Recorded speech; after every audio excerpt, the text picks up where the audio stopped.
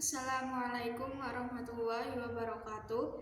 Perkenalkan, nama saya Nurul Aulia Dewi dari Prodi PGMI 1B. Saya di sini akan memenuhi tugas dari Bapak Ahmad Dimyati, pengampu mata kuliah Filsafat Ilmu. Tugas yang pertama yaitu mencari mitos yang berkembang di daerah masing-masing, lalu ilmu apa yang diperoleh dari mitos tersebut.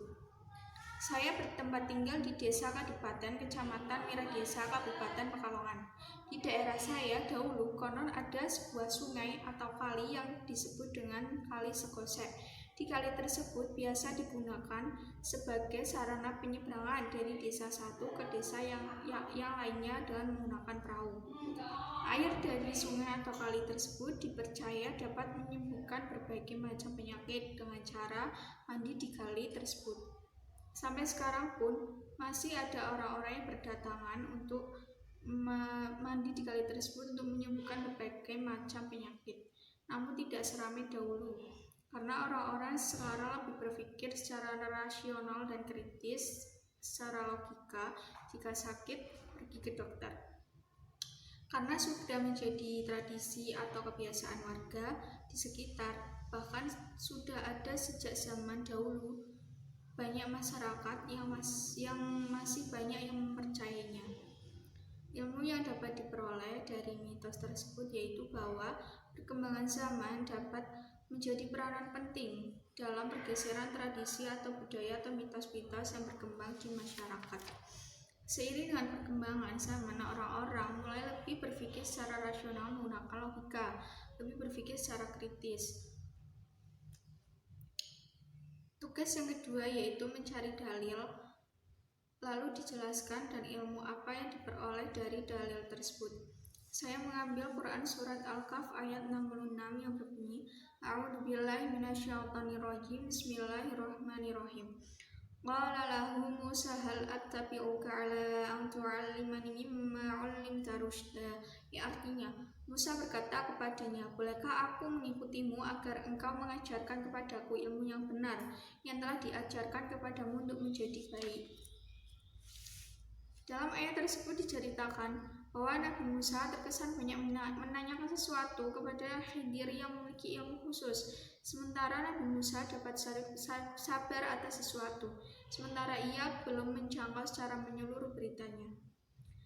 Ilmu yang dapat diperoleh dari dalil tersebut, Quran Surat Al-Kahf ayat 66 adalah tentang ilmu pendidikan atau aspek pendidikan. Sebagai seorang pendidik atau guru, hendaknya menuntun anak didiknya, memberitahu kesulitan-kesulitan yang akan dihadapi dalam menuntut ilmu, mengarahkannya untuk tidak mempelajari sesuatu jika sang pendidik mengetahui bahwa potensi anak didiknya tidak sesuai dengan bidang ilmu yang akan dipelajarinya. Tugas yang ketiga yaitu mencari informasi tentang apa saja lalu disertai dengan bukti-bukti yang mendukung. Di sini saya mengambil informasi tentang lika-liku pendidikan daring di masa pandemi COVID-19. COVID-19 yang melanda di dunia ini sudah lebih dari 8 bulan berdampak terhadap sistem perubahan di Indonesia. Praktik pendidikan dilakukan secara daring. Hal ini dilakukan mulai dari jenjang pendidikan SD sampai perguruan tinggi. Namun banyak sekali sekolah-sekolah maupun tenaga pendidik yang belum siap menghadapi perubahan yang drastis ini. Banyak sekolah-sekolah yang kurang siap dalam menyiapkan segala sarana dan prasarana pendukungnya. Hambatan-hambatan dalam pembelajaran daring diantaranya pertama adalah tidak terjangkaunya jaringan internet. Hal ini biasa terjadi di daerah pelosok-pelosok. Banyak sekali berita di TV yang mengangkat tentang anak-anak didik di daerah pelosok yang harus naik turun bukit demi untuk mendapatkan jaringan internet, seperti di daerah Papua, di daerah Nusa Tenggara Timur, Nusa Tenggara Barat, Maluku, dan lain sebagainya. Yang kedua adalah di bidang ekonomi. Dikutip dari kumaran.com, ada salah satu anak yang bernama Darwin yang berasal dari daerah Solo. Bocah tersebut masih duduk di bangku sekolah dasar. Ia harus mencari dana tambahan demi untuk membeli kuota internet dengan berjualan cilok. Karena keterbatasan ekonomi keluarganya membuat ia harus berjualan demi pendidikannya.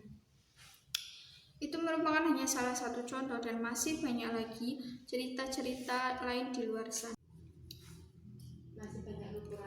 Demikian tugas dari Bapak Ahmad Dimyati yang telah saya selesaikan. Jika ada kesalahan dan kekurangan, saya mohon maaf yang sebesar-besarnya. Wassalamualaikum warahmatullahi wabarakatuh.